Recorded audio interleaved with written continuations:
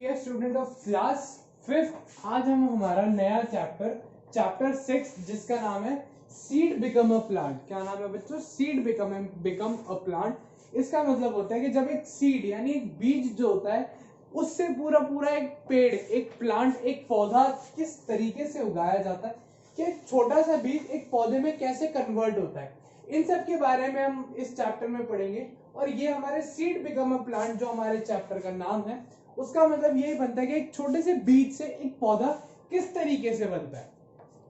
ठीक है बच्चों, तो आज के इस क्लिप में हम इस चैप्टर के बारे में थोड़ी बहुत चीजें जानेंगे और हम जानेंगे कि हमको क्या क्या बताया गया है इस चैप्टर में, हम किस किस तरीके की चीजें पढ़ेंगे।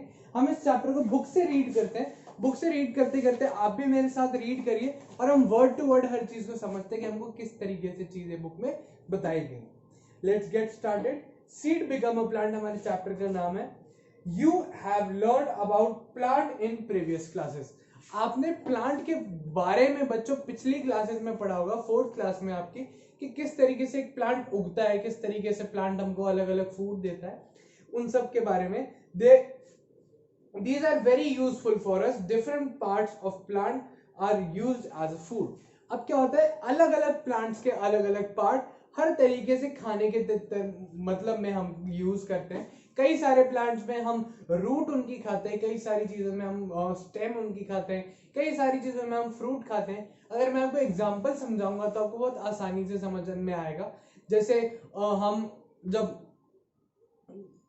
अगर हम अदरक जैसी कोई चीज खाते हैं या फिर हम पोटैटो जैसी कोई चीज खाते हैं तो हम उसकी रूट का या फिर स्टेम का हिस्सा खा रहे होते हैं। हम कोई फ्रूट वाली चीज खाते हैं जैसे मैंगो हो गया, या फिर अगर हम टमेटो भी इंक्लूड करें तो बच्चों टमेटो जो होता है वो भी एक तरीके का फ्रूट ही होता है, तो हम उसके फ्रूट वाला पार्ट खा रहे हैं। कई सारी चीजों में हम लीफ वाला पार्ट भी खाते हैं, जैसे हम स्पिनच यानी जो पालक होता है जिसमें हम लीफ वाला पार्ट खाते हैं।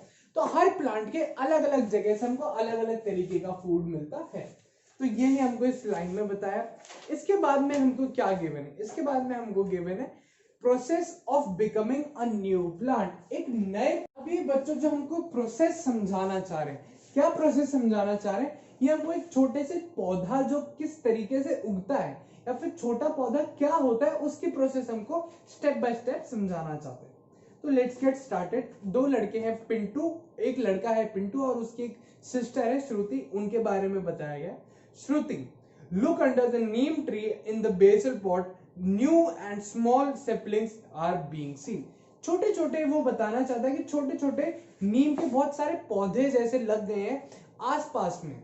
मतलब वो किसी, मतलब उनको देखने को मिल रहा है कि बहुत छोटे छोटे नीम के काफी सारे पौधे वहां पर दिख रहे हैं। Yes brother, there are many saplings। बहुत सारे saplings दिख रहे हैं। Brother, where have these saplings come from? वो श्रुति जो है वो अपने भाई से पूछना चाहती है कि भैया इस तरीके के जो saplings लगे, यानी जो ये छोटे छोटे पौधे लगे हैं, एकदम छोटे छोटे पौधे कैसे आए, इनको किसने उगाया, इसको कौन लेकर आया यहाँ पे? तो पिंटू जवाब देता है, Shruti, during rainy season the plants grow naturally. वो बताता है कि श्रुति, जब रेनी सीजन आता है यानी जब बारिश का सीजन आता है तो ये जो छोटे छोटे पौधे हैं अपने आप उग जाते हैं, इनको कोई उगाता नहीं। आपने भी बच्चों नोटिस किया होगा, जैसे रेनी सीजन आता है तो कहीं रोड के कॉर्नर पे या फिर हमारे घर के किसी खुले जगह पर जहाँ पे मिट्टी हो या फिर जो जहाँ पर कच्ची जगह हो, वहां पे अपने आप बच्चों पौधे उग जाते हैं। हम उगाते नहीं है, उसके बावजूद छोटे छोटे काफी सारे पौधे हमको देखने को मिलते हैं रेनी सीजन में। हर जगह ग्रीनरी दिखती है हमको। उसके बाद में, brother, I have unrooted a sapling, see what is here in. अब जो श्रुति है उसने एक छोटा सा पौधा रूट से, मतलब जमीन से निकाला है, सॉइल से बाहर निकाला है, और वो अपने भाई को कहती है कि पिंटू लाओ हम देखते हैं कि इस जो छोटा सा सेपलिंग है इसके अंदर क्या है और ये किस तरीके से उग रहा है। फिर पिंटू उसको बताता है, श्रुति, दिस इज नीम सेपलिंग, कि श्रुति ये एक नीम का सेपलिंग है, यानी नीम के पौधे का, नीम का बहुत छोटा सा पौधा है जो जस्ट अभी उगना शुरू हुआ है।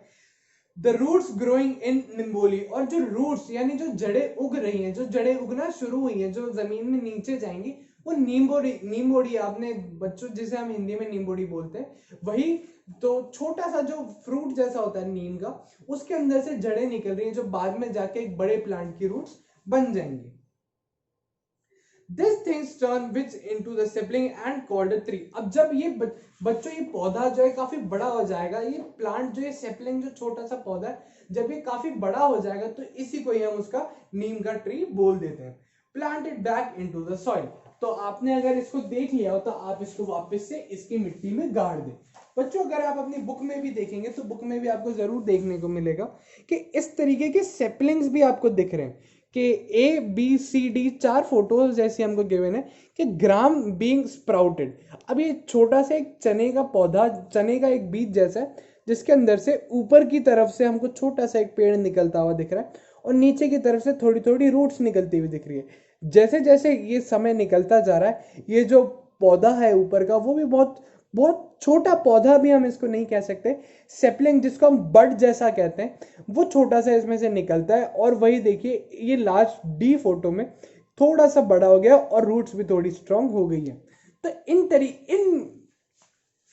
इस तरीके से जो एक छोटा सा बीज होता है उससे पेड़ निकलने की, पौधा निकलने की शुरुआत होती है, उसको हम सेपलिंग बोलते हैं और सीड से ही पूरा ट्री बनता है। तो आई होप आपको ये जर्मिनेशन की प्रोसेस थोड़ी बहुत समझ में आई होगी। इसके बाद में हम जर्मिनेशन अच्छे से समझते हैं कि अब हमें जर्मिनेशन के बारे में क्या गिवन है। और बच बारस यानी बच बारस, अगर मैं आपको बताऊं तो बच बारस एक फेस्टिवल होता है हमारे हिंदुइज्म में। ऑन बच बारस बच दबदशी फेस्टिवल पिंटूज मदर आर सोक्ड मूंग। अगर आपने देखा होगा तो मूंग हम भिगोते हैं। बच बारस एक फेस्टिवल होता है, आप घर वालों से पूछेंगे तो आपको पता चलेगा कि एक फेस्टिवल होता है जिसमें हम मूंग को हम पानी में भिगोते हैं कुछ समय के लिए।